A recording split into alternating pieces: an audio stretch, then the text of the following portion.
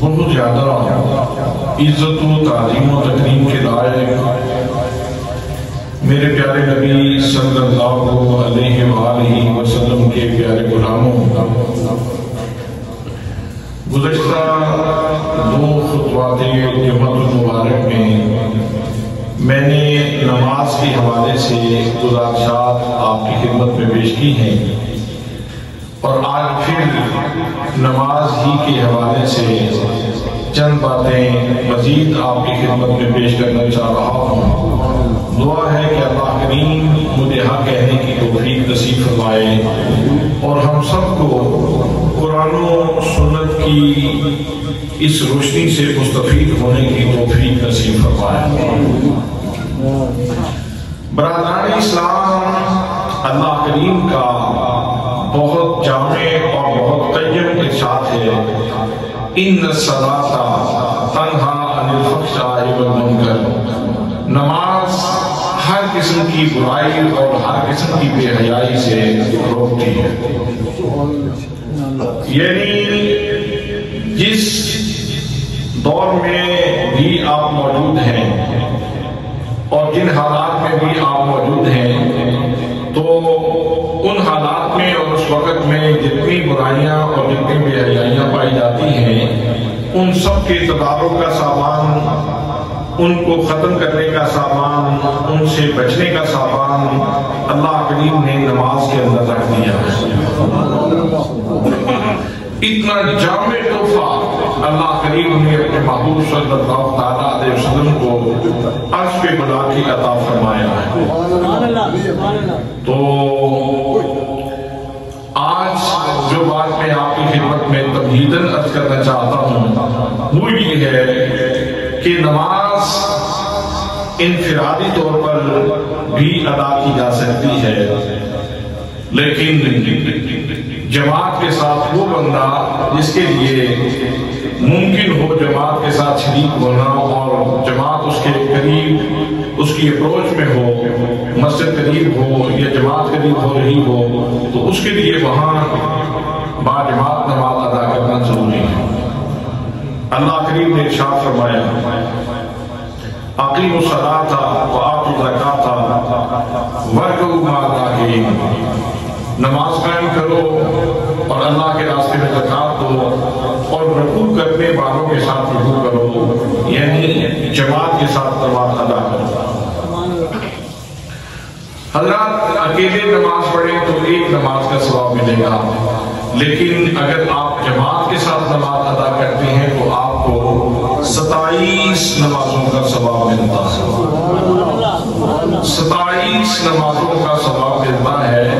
یہ کتنا کرم ہے، یہ کتنی بڑی عنایت ہے کہ آپ نے سجدے ایک نماز کے کیے ہیں، آپ نے کلمات طیبات ایک نماز کے پڑھے ہیں، لیکن مالک کریم اتنا مہربان ہے کہ جب آپ جماعت کے ساتھ کھڑے ہو کے نماز پڑھتے ہیں تو اللہ کریم اپنے خزانے کھول دیتا ہے اور 27 نمازوں کا ثواب عطا فرماتا ہے۔ اب ظاہر ہے جب جماعت کا ثواب اتنا زیادہ ہے تو جماعت کے لیے امام کا انتخاب بھی اتنا ہی اہم ہے۔ اب امام کا انتخاب کیسے ہوگا؟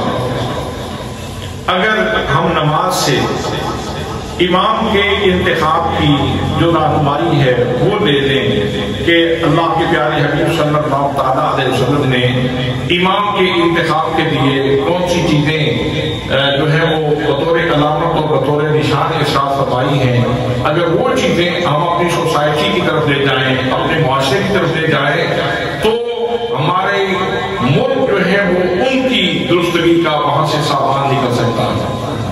حضرات محترم، حضور نبی کریم صلی اللہ علیہ وآلہ وسلم نے ارشاد فرمایا کہ جب تم نماز کے لیے امام کا انتخاب کرتے ہو تو امام وہ ہونا چاہیے جو قرآن مقدس کو زیادہ جاننے والا ہو، جو قرآن مقدس کو زیادہ جاننے والا ہو، جو قرآن مقدس کی قرات کے اوپر ماہر ہو، قرآن مقدس کے علوم کے اوپر ماہر ہو۔ اور اگر ایسے لوگ وہاں موجود ہیں کہ سبھی قرآن مقدس کی قرات میں اور قرآن مقدس کے علوم میں برابر ہیں، تو پھر فرمایا فَعَلَمُ بِالسُنَّةِ، تو پھر جو سنت کو زیادہ جاننے والا ہے وہ جماعت کروائے، جو سنت کو زیادہ جاننے والا ہے وہ جماعت کروائے۔ اور اگر سنت کے جاننے میں بھی سبھی لوگ برابر ہوں تو پھر جس نے ہجرت میں پیر کی ہے وہ جماعت کے معنی میں آگے جائے گا، یعنی وہ جماعت کے لیے موضوع ہوگا، جماعت کے لیے وہ بندہ مناسب ہوگا جو ہجرت میں مقدم ہو، جس نے ہجرت پہلے کی ہو۔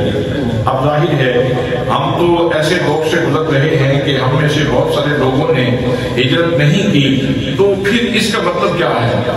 شعور تو نبی کریم صلی اللہ تعالیٰ علیہ وسلم نے دے دیا، تو اب یہاں جو ہجرت کے اندر شعور پوشیدہ ہے وہ یہ ہے کہ ہجرت وہ کرتا ہے جو قربانی دینا جانتا ہو، جو مال و جان کی قربانی دینا جانتا ہو، جو اللہ کریم کے لیے اس کے حبیب صلی اللہ تعالیٰ علیہ وسلم کے دین کے لیے ایثار کر سکتا ہو، صرف یہ نہیں کہ لینا ہی جانتا ہو، وہ دینا بھی جانتا ہو، وہ اللہ کے راستے میں خرچ کرنا بھی جانتا ہو، حتیٰ کہ مال و دولت کی قربانی دینا جانتا ہو، وہ بندہ پھر جماعت کروانے کا مستحق ہوگا۔ اور اگر ہجرت میں بھی سبھی لوگ برابر ہوں تو پھر آپ صلی اللہ تعالیٰ علیہ وسلم نے ارشاد فرمایا جو تم میں سے عمر میں بڑا ہو وہ جماعت کروائے، جو عمر میں بڑا ہو وہ جماعت کروائے، اس لیے کہ انسان جیسے جیسے عمر کی سیڑھیاں چڑھتا چلا جاتا ہے تو اس کے شعور پختہ ہوتا چلا جاتا ہے۔ تجربات سے گزرنے کے بعد ایک نوجوان چاہے جتنا زیرک ہو، جتنا دانا ہو، بسا اوقات وہ بوڑھے کا مقابلہ نہیں کر سکتا، اس لیے کہ ایک برا انسان بہت ساری تلخیوں سے گزر کے کسی منزل تک پہنچتا ہے، تو اس لیے حضور نبی کریم صلی اللہ تعالیٰ علیہ وسلم نے ارشاد فرمایا کہ پھر تم میں سے وہ بندہ جماعت کروائے کہ جو عمر میں بڑا ہو، جو عمر میں بڑا ہو۔ تو حضرات محترم، اب یہاں چار چیزوں کی طرف نبی کریم صلی اللہ تعالیٰ علیہ وسلم نے رہنمائی فرمائی۔ سب سے پہلے فرمایا کہ جو تم میں سے قرآن مقدس کو زیادہ جاننے والا ہو۔ اگر ہم نبی مکرم صلی اللہ تعالیٰ علیہ وسلم کے صحابہ کرام کی سیرت پڑھیں تو وہ لوگ ہیں کہ جن کی تربیت نبی کریم صلی اللہ تعالیٰ علیہ وسلم نے خود فرمائی ہے۔ تو جناب فاروق اعظم رضی اللہ تعالیٰ عنہ، آپ کی سیرت میں ہمیں یہ بات ملتی ہے کہ آپ حضرت عبداللہ ابن عباس رضی اللہ تعالیٰ عنہ ان کو اپنی مجلس شورا کا حصہ بنا کے رکھتے تھے۔ بعض بزرگ صحابہ کرام نے اس کے اوپر گفتگو کی کہ یہ کل کا نوجوان ہے اور یہ ہمارے بوڑھوں کے ساتھ بیٹھتا ہے اور اس کو بوڑھوں کے ساتھ بٹھا کے گفتگو میں اس کو شریک کیا جاتا ہے۔ تو حضرت فاروق اعظم رضی اللہ تعالیٰ عنہ تک جب یہ بات پہنچی تو آپ بھی بڑے حکیم تھے، آپ نے سب کو بلایا اور قرآن مقدس کی ایک سورہ مبارکہ کی تفسیر پوچھی۔ اذا جاء نصر اللہ والفتح ورأیت الناس يدخلون فی دین اللہ افواجا فسبح بحمد ربک واستغفر انہ کان توابا۔ اس سورہ مبارکہ کی تفسیر پوچھی تو بزرگ صحابہ کرام نے جو تفسیر بیان کی اس کے بعد آپ نے فرمایا کہ عبداللہ ابن عباس تم بھی تفسیر بیان کرو۔ تو حضرت عبداللہ ابن عباس نے جو تفسیر بیان فرمائی، حضرت عمر فرمانے لگے واللہ میرے نزدیک بھی اس آیت مبارکہ کی، سورہ مبارکہ کی تفسیر یہی ہے جو عبداللہ ابن عباس نے کی، اور میں نے نبی مکرم صلی اللہ تعالیٰ علیہ وسلم سے یہ چیز حاصل کی ہے۔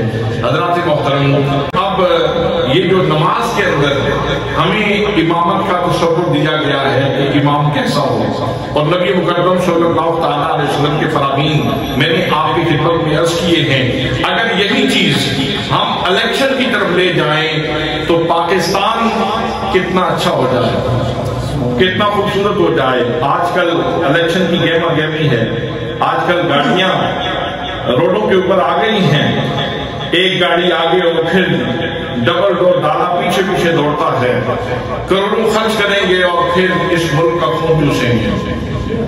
عجیب تماشا ہے حضرات محترم، اور اس میں کوئی معیار نہیں ہے کہ کون اس کا اہل ہے، کون اس کے لیے غیر اہل ہے، بس اس کے لیے اہلیت ایک ہی ہے کہ کس کے پاس کتنے پیسے موجود ہیں.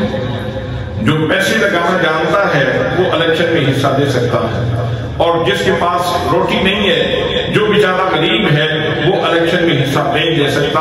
حضرات محترم، صرف دان دولت یہ معیار بن کے رہ گئی ہے.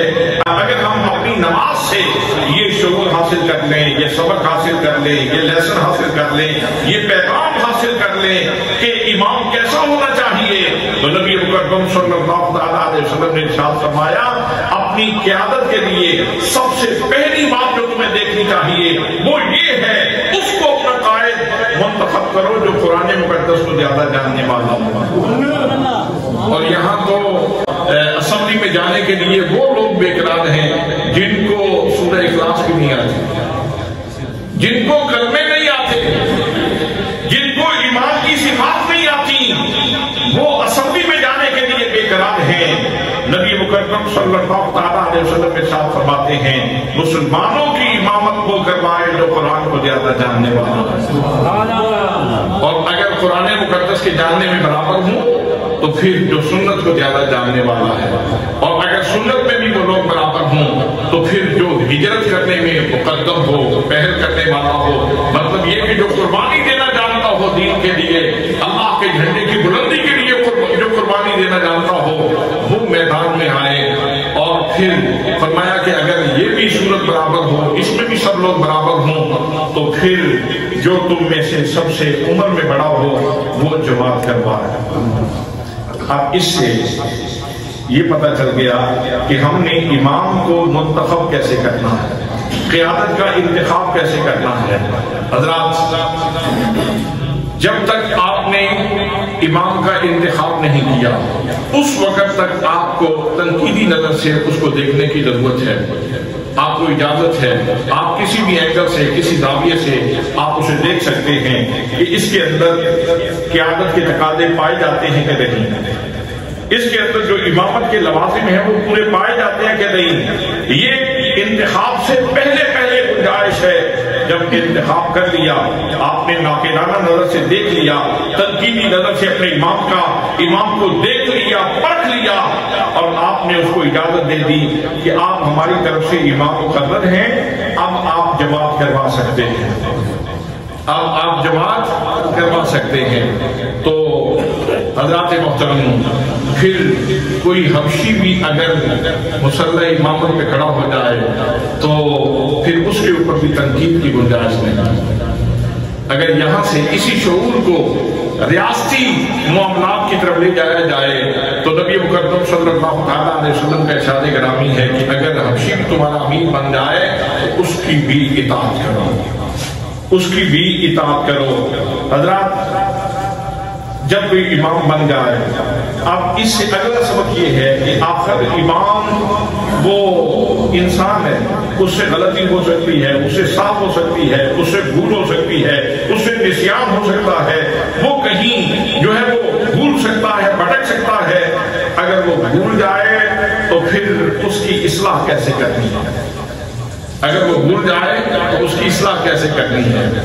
تو اگر تو اس سے ایسی غلطی سرزد ہو جو قابل برداشت ہو تو آپ نے اس کو لقمہ کیسے دینا ہے؟ سبحان اللہ کے کلمہ کے ساتھ، الحمدللہ کے کلمہ کے ساتھ، اللہ اکبر کے کلمہ کے ساتھ.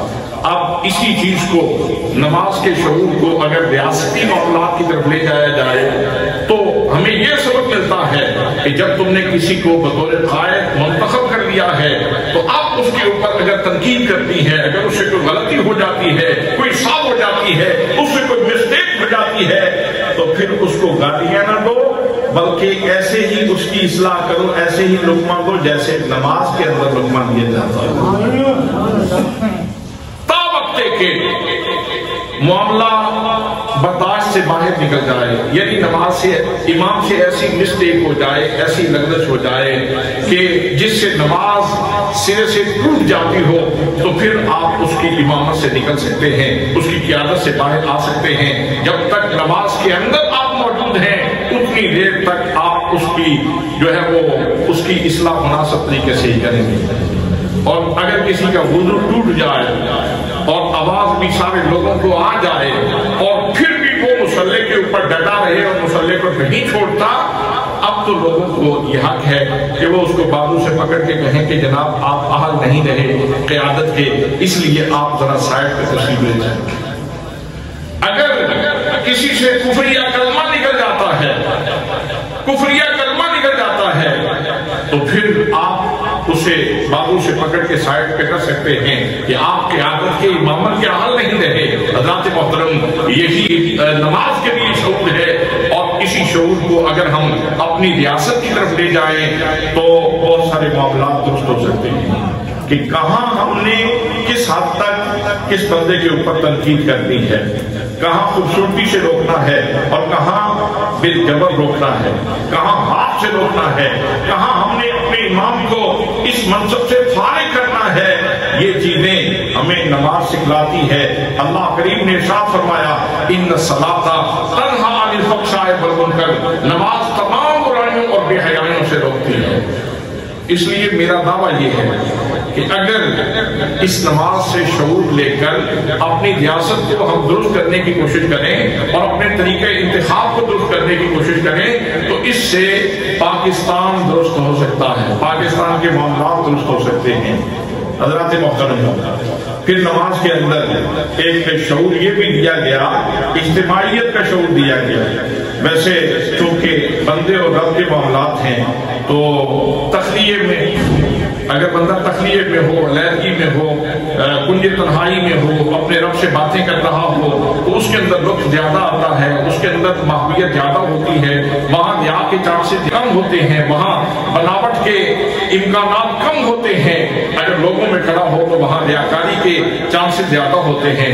لیکن یہاں ارشاد یہ فرمایا جا رہا ہے کہ اگر اکیلے نماز پڑھو تو ایک نماز کا ثواب ملے گا، اور اگر مسجد میں جماعت کے ساتھ نماز پڑھتے ہو تو 27 نمازوں کا ثواب ملے گا۔ پھر اس میں جماعت کے بھی مختلف سٹیجز ہیں اور اس کے لیے بھی مختلف پلیٹ فارم بھی ہیں اللہ کریم۔ ایک ہے کہ محلے کی مسجد میں اکٹھے ہو جاؤ، یہ ایک چھوٹا پلیٹ فارم ہے۔ ایک چھوٹا پلیٹ فارم یہ ہے کہ محلے کی مسجد میں اکٹھے ہو جاؤ اور 5 وقت کی نماز اکٹھے ہو کے پڑھو، اور اس میں پھر خاص طور پہ ارشاد فرمایا کہ اپنی صفوں کو سیدھا رکھو۔ اگر تم نے صفیں سیدھی نہ رکھی تو تمہارے دل ٹیڑھے ہو جائیں گے۔ اگر دلوں کو سیدھا رکھنا چاہتے ہو تو صفیں سیدھی رکھو، کوئی بندہ آگے پیچھے کھڑا نہ ہو۔ ایک ہی صف میں کھڑے ہو گئے محمود و یاس، نہ کوئی بندہ رہا نہ کوئی بندہ نواز، سب ایک صف میں کھڑے ہو گئے۔ کوئی امیر ہے، کوئی غریب ہے، کوئی کمی ہے، کوئی چودھری ہے، کوئی جٹ ہے، کوئی بٹ ہے، کوئی چیمہ ہے، کوئی جٹھا ہے، کوئی جس بھی کاسٹ سے جس بھی ذات سے اس کا تعلق ہے، گورا ہے یا کالا ہے، جیسا بھی ہے، جب نماز کا وقت ہوگا، جب اللہ کے دربار میں اکٹھے کھڑے ہوں گے تو سب ایک صف میں کھڑے ہو جائیں گے، سب ایک صف میں کھڑے ہو جائیں گے۔ حضرات، اگر اللہ کے دربار میں ہم سب برابر ہیں اور ایک چہرہ لے کے ہم اللہ کے دربار میں جا سکتے ہیں تو سوسائٹی میں بھی ہم اگر ایک چہرہ لے کے نکل جائیں تو شاید بہت سارے جو امتیازات ہیں وہ ختم ہو جائیں اور بہت ساری افراتفری ختم ہو جائے۔ ایک چھوٹا پلیٹ فارم دیا محلے کی سطح تک کہ مسجد میں جائیں اور نماز پڑھیں۔ پھر اس کے بعد ایک اس سے بڑا پلیٹ فارم دیا، وہ جامع مسجد کا تصور ہے کہ ایک ہفتے کے بعد تم نے اکٹھے ہونا ہے اور ایک امام کے پیچھے آپ نے جمعہ پڑھنا ہے اور اتحاد کا اعلان کر دینا ہے۔ پھر سال میں 2 پلیٹ فارم ایسے دیے، عید الفطر کی صورت میں اور عید الاضحیٰ کی صورت میں، اور یہ جامع مسجد سے بڑا پلیٹ فارم ہے، عیدگاہ میں اکٹھے ہو جاؤ۔ آج تو اجتماعیت ٹوٹ گئی، آج تو ہم لخت ہو گئے، آج تو ہم منتشر ہو گئے۔ حضرات محترم، حالانکہ یہ نماز ہمیں کہتی ہے کہ کوشش کرو جتنا اتحاد کی کوشش کر سکتے ہو کرو، جتنا اکٹھا رہنے کی کوشش کر سکتے ہو اتنی کوشش کرو تاکہ مسلمانوں کی اجتماعیت قائم رہے۔ 2 مواقع عید الفطر اور عید الاضحیٰ کے اللہ نے اتحاد کے 2 مواقع دیے، اور پھر ایک بہت بڑا پلیٹ فارم دیا حج کے موقع پر. وہاں کوئی پاکستانی ہے، افغانستانی ہے، کوئی بلتی ہے، کوئی رشیا کا ہے، کوئی انڈونیشیا کا ہے، کوئی کویت کا ہے، کوئی عراق کا ہے، کوئی ایران کا ہے. جس بھی علاقے سے تعلق رکھتا ہو، یورپ سے ہو، امریکہ سے ہو، کہیں سے بھی ہو، وہ سارے کے سارے لوگ اکٹھے ہو جائیں.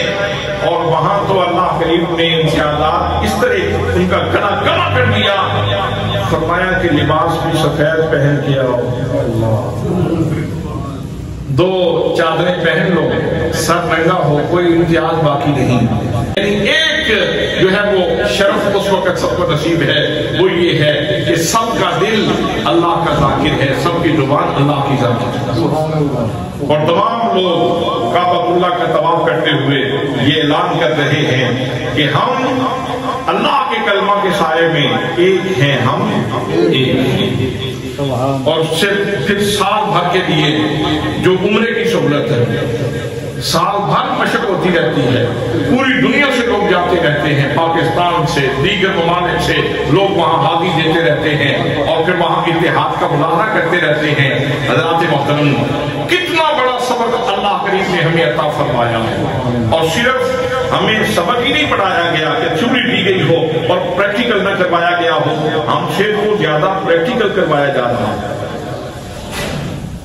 محلے کی مسجد سے لے کر جامع مسجد سے لے کر عید الفطر اور عید الاضحیٰ کے اجتماعات سے لے کر حج کے اجتماع تک ہمیں تو ایک اجتماعی شعور سے گزارا جا رہا ہے اور ہمیں پریکٹیکل کروایا جا رہا ہے. افسوس یہ ہے کہ دنیا کی کسی قوم کو یہ سبق اس طرح نہیں دیا گیا جس طرح اسلام نے سبق دیا ہے. اور ہم اتنے بڑے پلیٹ فارم پہ جمع بھی ہوتے ہیں، محلے کی مسجد میں بھی مسلمان جمع ہوتے ہیں، جامع مسجد میں بھی لوگ جمع ہوتے ہیں، عید الفطر اور عید الاضحیٰ کے موقع کے اوپر بھی جمع ہوتے ہیں، اور ہم حج و عمرے کے لیے بھی جاتے ہیں. اتنا بڑا پلیٹ فارم بھی موجود ہے اور اتنا بڑا پریکٹیکل بھی کروایا جا رہا ہے. لیکن جب نفع اور نقصان کی بات آتی ہے تو وہاں ہمارے راستے جدا جدا ہیں. آج فلسطین میں کیا ہو رہا ہے؟ امام کعبہ کے خطبے میں کیا ہونا چاہیے؟ حرم کے خطبے میں کیا ہونا چاہیے؟ کون سا شعور ملنا چاہیے امت مسلمہ کو؟ مسلمان کر رہے ہیں، مسلمانوں کے لاشیں زمین کے اوپر بکھرے ہوئے ہیں اور وہ سارے کے سارے کلمہ پڑھنے والے ہیں. ہمارے آقا کریم صلی اللہ علیہ وسلم پہ اترنے والی کتاب کیا کہتی ہے؟ انما المؤمنون اخوہ. مسلمان دنیا کے جس قوم میں بھی رہتا ہو، مسلمان آپس میں بھائی بھائی ہیں. قرآن مقدس نے یہ درس اخوت عطا فرمایا. پھر نماز کے اندر کی جو چیزیں ہیں وہ انتہائی خوبصورت ہیں، انتہائی خوبصورت ہیں. مثلا میں اکثر عرض کرتا رہتا ہوں، جب آپ سلام پھیرتے ہیں تو آپ کہتے ہیں السلام علیکم ورحمۃ اللہ، السلام علیکم ورحمۃ اللہ. میری دائیں طرف بیٹھنے والوں تمہارے اوپر بھی سلام ہو، میری بائیں طرف بیٹھنے والوں تمہارے اوپر بھی سلام ہو. مطلب یہ ہے کہ میری طرف سے تمہاری عزت بھی محفوظ ہے، تمہاری جان بھی محفوظ ہے، تمہارا مال بھی محفوظ ہے.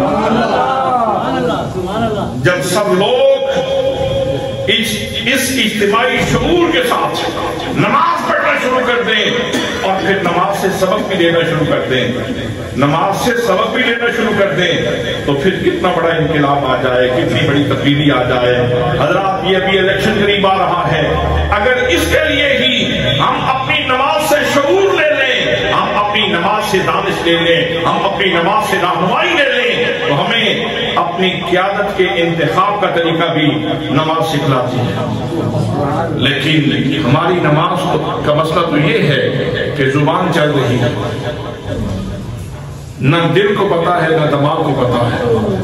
اور آپ جانتے ہیں کہ دل جذبات کا محل ہے اور دماغ یہ افکار کا محل ہے، اور زبان کا کام ترجمانی کرنا ہے.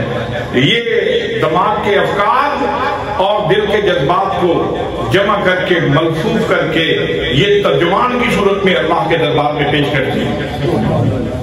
اللہ کے دربار میں ہمارے جذبات اور ہماری فکر کی پاکیزگی اور ہماری نیاز مندی، یہ ہمارے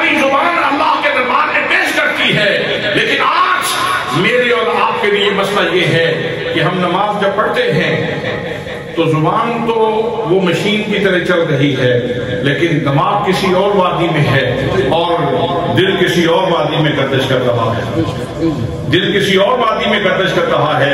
اللہ کریم کو ارشاد فرماتا ہے ان الصلاۃ تنہی عن الفحشاء والمنکر، لوگوں نماز برائی اور بے حیائی سے روکتی ہے۔ اگر نماز سے سبق لینا شروع کر دو تو نماز تمہاری زندگی کو خوبصورت بنا دے گی، ہر قسم کی برائی بھی نکل جائے گی اور ہر قسم کی بے حیائی بھی نکل جائے گی۔ اور جب یہ دونوں چیزیں نکل گئی، اخلاق باقی نکل گئی، لوگوں کی عزت کے اوپر حملہ یہ ہماری زندگی سے نکل گیا، ناپاکی نکل گئی، نجاست نکل گئی، غلاظت نکل گئی، تو پھر ایک صاف ستھرا مسلمان دیکھنے میں نظر آئے گا۔ تو نماز کے اندر بہت بڑی رہنمائی موجود ہے۔ اب جب جماعت کے لیے ہم تیار ہو گئے، نماز کے لیے تیار ہو گئے، تکبیر تحریمہ کہی، اس کے بارے میں نے پچھلے جمعہ کی بات پیش کیا تھا کہ اللہ اکبر کہنے کا مطلب یہ ہے کہ مٹا دے اپنی ہستی کو، مٹا دے اپنی ہستی کو۔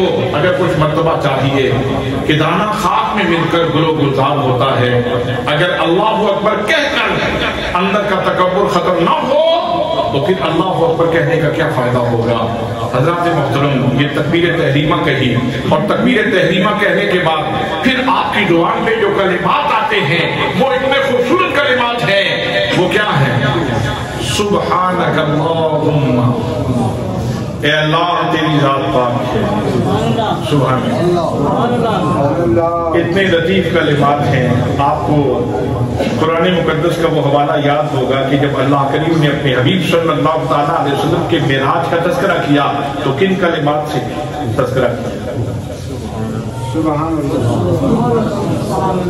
اللہ نے اپنے محبوب صلی اللہ تعالیٰ علیہ وسلم کے معراج کا جب تذکرہ کیا، جب سفر نامہ بیان کیا، اپنے محبوب کا معراج نامہ بیان کیا، اور جس کے اندر اللہ کریم نے جس آیت کے اندر معراج کے سفر نامے کے سارے حقائق اور لوازمات بیان فرمائے، اس آیت میں کیا ارشاد ہوتا ہے؟ سبحان الذی اسریٰ بعبدہ لیلا من المسجد الحرام الى المسجد الاقصی، پاک ہے وہ ذات جس نے اپنے محبوب صلی اللہ تعالیٰ علیہ وسلم کو، اپنے بندہ خاص کو سیر کروائی۔ اپنے محبوب کا سیر نامہ اللہ نے سبحان سے شروع کیا، اور ہمیں بھی یہ سبق دیا جا رہا ہے کہ الصلاۃ معراج المومنین، نماز بندہ مومن کی معراج ہے۔ تم بھی معراج پہ جا رہے ہو، تم بھی اپنے رب سے ملاقات کرنے کے لیے جا رہے ہو، تو اب تم بھی اپنی زبان سے وہی کلمات دہراؤ، سبحانک اللہم، اے اللہ تیری ذات پاک ہے، کہیں سبحان اللہ۔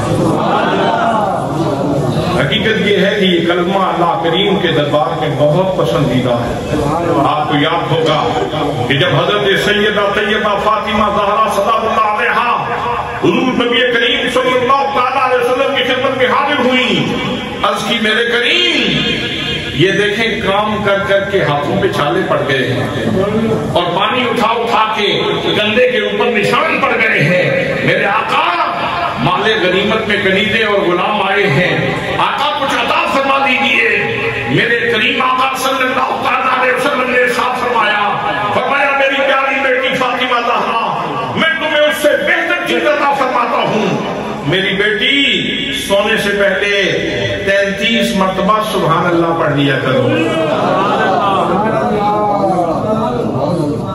بھئی سوال تو ہو سکتا ہے کہ آقا آپ مجھے غلام عطا فرمائیں، لونڈی عطا فرمائیں تو وہ کام کرے گی تو میں تسبیحات پڑھتی رہوں گی، یہ سوال تو ہو سکتا تھا، لیکن جناب سیدہ فاطمہ زہرا سلام اللہ علیہا ان کو شعور اسلام یہ اللہ کے نبی کی واقعہ سے ملا تھا، ان کو پتا تھا کہاں سوال کرنا ہے اور کہاں سوال نہیں کرنا، اور میرے آقا کریم صلی اللہ علیہ وسلم کون سا شعوری پیغام دینا چاہتے ہیں۔ میرے آقا نے فرمایا فاطمہ زہرا سونے سے پہلے 33 مرتبہ پڑھ لیا کرو سبحان اللہ، 33 مرتبہ پڑھ لیا کرو سبحان الحمدللہ، اور 34 مرتبہ پڑھ لیا کرو اللہ اکبر۔ اب آپ سوچیں کہ وہ ہستی، وہ شخصیت، وہ پیاری بیٹی جس کے لیے نبیوں کے امام کھڑے ہو جاتے ہیں شفقت فرماتے ہوئے، جب تشریف لاتی ہیں ان کے اوپر شفقت فرماتے ہوئے نبیوں کا امام کھڑا ہو جاتا ہے اور ان کے سر کو بوسہ دیتے ہیں اور ان کو اپنی جگہ پہ بٹھلاتے ہیں۔ تو جب وہ سوال کرتی ہیں کہ کوئی لونڈی غلام عطا فرمائے تو فرمایا بیٹی محمد مصطفیٰ کی بیٹی ہونا، اس لیے لونڈی اور غلام پہ نظر نہ رکھو، اللہ کی تسبیح پہ نظر رکھو، اللہ کی پاکیزگی بیان کرنے کے اوپر نظر رکھو، اس طرف توجہ کرو۔ تمہاری توجہ کا مرکز لونڈی اور غلام نہیں ہونا چاہیے، تمہاری توجہ کا مرکز اللہ کی تسبیح ہو، اللہ کی تکبیر ہو، اللہ کی کبریائی ہو، اللہ کی شان ہو، اللہ کی عظمت ہو۔ اور حضرت ام ہانی حضور صلی اللہ تعالیٰ علیہ وسلم کی خدمت میں حاضر ہوں، عرض کی یا رسول اللہ صلی اللہ تعالیٰ علیہ وسلم، میرے آقا میں بوڑھی ہو گئی ہوں، کوئی ایسا وظیفہ عطا فرمائیں جو میرے لیے بہت ہی کارآمد ہو۔ تو میرے آقا نے فرمایا کہ تم اس طرح کرو، 100 دفعہ پڑھا کرو سبحان اللہ، 100 دفعہ پڑھا کرو الحمدللہ، 100 دفعہ پڑھا کرو اللہ اکبر، اور 100 دفعہ پڑھا کرو لا الہ الا اللہ۔ جب تم سبحان اللہ پڑھو گی تو اللہ کے سسٹم کے ترجمان نبی ارشاد فرما رہے ہیں، جب تم 100 مرتبہ سبحان اللہ پڑھو گی تو یوں سمجھو جیسے تم نے اولاد حضرت اسماعیل سے 100 غلام عطا کیے، 100 غلام عطا کیے۔ اور جب تم پڑھو گی الحمدللہ 100 مرتبہ تو یوں سمجھو جیسے تم نے 100 گھوڑے وما ساز و سامان میدان جہاد میں بھیجے، سبحان اللہ۔ اور جب تم پڑھو گی اللہ اکبر تو یوں سمجھو جیسے تم نے 100 موٹے تازے اونٹ کلادہ پہنا کے، ہار پہنا کے حرم شریف میں قربانی کے لیے بھیجی۔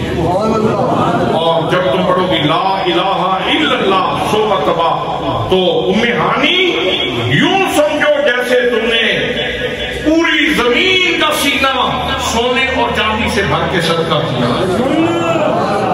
اور جس دن تم یہ عمل کرو گی تمہارا عمل سب سے بڑا عمل ہوگا سوائے اس بندے کے جو یہ عمل کرے، سوائے اس بندے کے جو یہ عمل کرے۔ تو اس جملے میں میرے آقا کریم صلی اللہ علیہ وسلم نے اس وظیفے کی امت کو بھی اجازت عطا فرما دی۔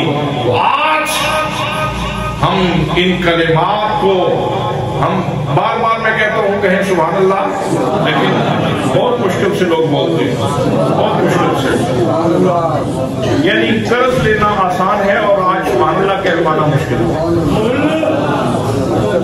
حالانکہ یہ اتنی بڑی نعمت ہے اللہ کریم کی، اتنا بڑا احسان ہے اللہ کریم کا، اللہ کو یہ کلمہ بہت زیادہ پسند ہے۔ اور کیمیائے سعادت میں امام غزالی نے لکھا اور کمال لکھا کہ حضرت سلیمان علیہ السلام جن کو اللہ نے پوری زمین کی سلطنت اور حکومت عطا فرمائی، ہواؤں کے اوپر حکومت، جنات کے اوپر حکومت، ہر چیز کے اوپر حکومت عطا فرمائی، آپ کا تخت جا رہا تھا، ایک مقام میں پہنچا، ایک دہقان، ایک کسان اپنے کھیت میں کام کر رہا تھا، اس نے جب شوکت دیکھی تخت کی، تمطراق دیکھا تخت کا اور عظمت دیکھی تخت کی تو کہنے لگا واہ سبحان اللہ، میرے اللہ نے آل داؤد کے اوپر کتنا بڑا کرم کیا ہے کہ ان کو اس طرح کی سلطنت عطا فرمائی۔ حضرت سلیمان علیہ السلام نے سن لیا تو فرمایا تخت اتارو، تخت اتارا گیا، فرمایا اس بندے کو بلاؤ میری بارگاہ۔ وہ بندہ جب اس کی تلقی ہوئی تو کانپتا ہوا دربار سلیمانی میں حاضر ہوا۔ آپ نے فرمایا وہ کیا کہہ رہے تھے آپ؟ کہنے لگا حضور میں نے کوئی گستاخی تو نہیں کی، بس آپ کے تخت کی شوکت کو دیکھا تو میں نے ایک کلمہ کہہ دیا کہ واہ میرے مولا سبحان اللہ، تم نے حضرت سلیمان کے اوپر، آل داؤد کے اوپر کتنا بڑا کرم کیا ہے۔ فرمایا اسی لیے میں نے تخت اتارا ہے، میں تمہیں یہ راز سمجھانا چاہتا ہوں کہ بے شک یہ کشور، یہ سلطنت، یہ اسٹیٹ، یہ ملک اور یہ تخت یہ اللہ کی نعمت ہے اور میں اس کے اوپر اللہ کا شکر ادا کرتا ہوں۔ لیکن جب تم کہہ رہے تھے سبحان اللہ تو اس وقت اس اسٹیٹ سے اور اس تخت سے بڑا کرم تیرے اوپر موجود ہے۔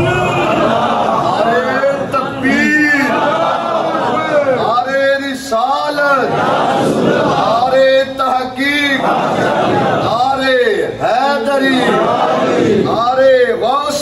علمائے اہل سنت. اگر یہ بات سمجھ آئی ہے تو پھر اپنی نماز کی طرف لوٹاؤ. کوئی کتنا غریب ہو، کسی کی دکان کتنی چھوٹی ہو، کوئی رکشے کا ڈرائیور ہو، کوئی بہت چھوٹا کسان ہو، لیکن اس کے اوپر کتنا بڑا کرم ہوتا ہے جب وہ نیت باندھ کے اللہ کے حضور حاضر ہوتا ہے. اللہ اکبر کہنے کے بعد جب وہ کہتا ہے سبحانک اللہم، تو اس کے اوپر اس وقت دربار سلیمانی اور تخت سلیمانی سے بڑا کرم ہوتا ہے. اندازہ فرمائیں کہ یہ نماز کتنی قیمتی ہے، اور اس کی اہمیت کیا ہے، اس کا مرتبہ کیا ہے، اس کی شان و شوکت کیا ہے، اور نماز کے اندر اللہ کریم نے کیا خزانے رکھے ہیں. سبحان اللہ، سبحان اللہ. اور پھر ساتھ یہ مجدہ بھی موجود ہے، یہ مجدہ بھی موجود ہے، اذکرونی اذکرکم، تم میرا ذکر کرو میں تمہارا ذکر کروں، تم میرا ذکر کرو میں تمہارا ذکر کروں گا. انعامات کی بارش تو ہو رہی ہے، ساتھ تذکرے عرش اللہ کے اوپر بھی چھٹ جاتے ہیں. اور میں آخر میں صلاۃ ذکری، نماز قائم کرو میرے ذکر کے لیے. اس کا مطلب یہ ہے کہ نماز بھی ایک مستقل ذکر ہے، اور جب آپ نماز پڑھنا شروع کرتے ہیں، جب آپ کی زبان پہ اللہ کا نام آتا ہے تو ادھر اللہ کریم کے کرم کے دروازے کھل جاتے ہیں. سبحان اللہ، سبحانک اللہم. اے اللہ تیری ذات پاک ہے، سبحان اللہ. اور اللہ کو یہ چیز اتنی پسند ہے، فرمایا یسبح للہ ما فی السماوات و ما فی الارض. جو کچھ آسمان اور زمین میں ہے وہ ہر چیز ہم وقت کہہ رہی ہے سبحان اللہ، سبحان اللہ، سبحان اللہ، سبحان اللہ. ہے ذکر تیرا گلشن گلشن، سبحان اللہ، سبحان اللہ. ہے ذکر تیرا گلشن گلشن، سبحان اللہ،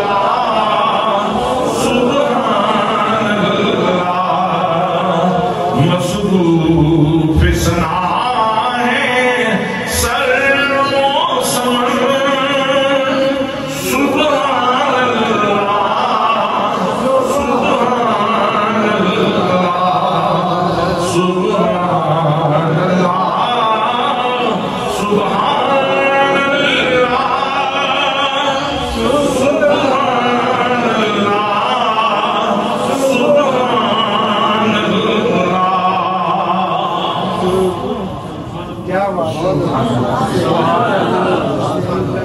اگر آپ اس نماز کو تول کے دیکھیں، اس کی عظمتوں کا ادراک کر کے پھر نماز ادا کریں تو بندے کی غربت ختم ہو جاتی ہے، احساس غربت ختم ہو جاتا ہے، اور یہاں پہنچ کے پھر تشکر کے احساسات پیدا ہوتے ہیں. ٹھیک ہے تو نے دنیا کی مال و دولت میں مجھے رکشہ ہی دیا ہوگا، چھوٹی دکان دی ہوگی، تھوڑے بدلے دیے ہوں گے، چھوٹا مکان دیا ہوگا، لیکن تو نے نماز دی ہے، یہ بہت بڑا کرم ہے. تو نے نماز کا تحفہ دیا ہے، یہ بہت بڑا کرم ہے، یہ بہت بڑی مہربانی فرمائی ہے. سبحانک اللہم، سبحان اللہ. اتنی چاشنی ہے اس کے اندر کہ جب گروہ در گروہ لوگ آنے لگے اور اسلام میں داخل ہونے لگے تو کیا ارشاد ہوا؟ اذا جاء رسول اللہ والفتح، اے محبوب جب اللہ کی مدد آ گئی اور فتح آ گئی. ورأیت الناس يدخلون فی دین اللہ افواجا، اور محبوب تم دیکھ رہے ہو کہ لوگ گروہ در گروہ اسلام میں داخل ہو رہے ہیں. ورأیت الناس يدخلون فی دین اللہ افواجا. اب تم نے کیا کرنا ہے؟ اس سارے انعام کے اوپر فسبح بحمد ربک، آپ اللہ کی حمد کے ساتھ اس کی تسبیح بیان کریں. آپ اللہ کی حمد کے ساتھ اس کی تسبیح بیان کریں. واستغفر ہو، اور اور اس سے استغفار کرتے رہیں. یاد رکھیں استغفار گناہگار کے گناہوں کو معاف کروا دیتا ہے اور نیکوکار کے درجے بلند کروا دیتا ہے. وَسَبِّحْ بِحَمْدِ رَبِّكَ وَاسْتَغْفِرْهُ إِنَّهُ كَانَ تَوَّابًا. بے شک اللہ کریم بہت زیادہ توبہ قبول فرمانے والا ہے. اور اس کے اندر ہمارے لیے بھی سبق موجود ہے کہ جب اللہ کی کرم کی بارش برسے اور جب اللہ کریم فتوحات کے دروازے کھول دے اور جب اللہ کریم کی طرف سے عنایات آپ کے اوپر برسنے لگیں، آپ کے بیٹے کو کامیابی ملے، آپ کی بیٹی کو کامیابی ملے، آپ کے گھر پہ آسودگی آ جائے، آپ کی معاشیات بہتر ہو جائے، تو اس وقت تکبر کرنے کی ضرورت نہیں ہے. اس وقت لازم ہے کہ اللہ کی تسبیح بیان اور اللہ سے استغفار کریں. سبحان اللہ. تو بہترین طریقہ یہ نماز کے اندر عطا فرما دیا کہ نماز میں کھڑے ہو کے ہاتھ باندھ کے بندہ عرض کرتا ہے سبحانک اللہم، اے اللہ تیری ذات پاک ہے، وبحمدک، میں تو تیری ہی باتیں کرتا رہتا ہوں. بحمدک میں یہاں ایک فعل معذوف ہے، اذکر یا احمد، میں حمد کرتا ہوں یا میں ذکر کرتا ہوں. بحمدک تیری حمد کے ساتھ معنی یہ بنتا ہے کہ میں تو تیری ہی باتیں کرتا رہتا ہوں. جو کسی دا عاشق ہو گئے،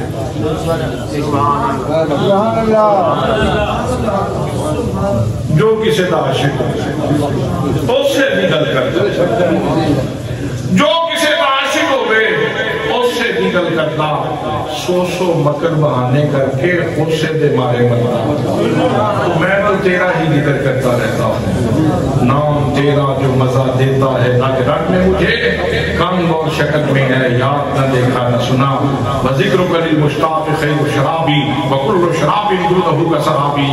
جو مزہ ہے تیرے نام میں نہیں اور کسی بھی جام میں، اور یہ جام ہے فقط نام کے، نہیں ساقیہ کسی کام کے.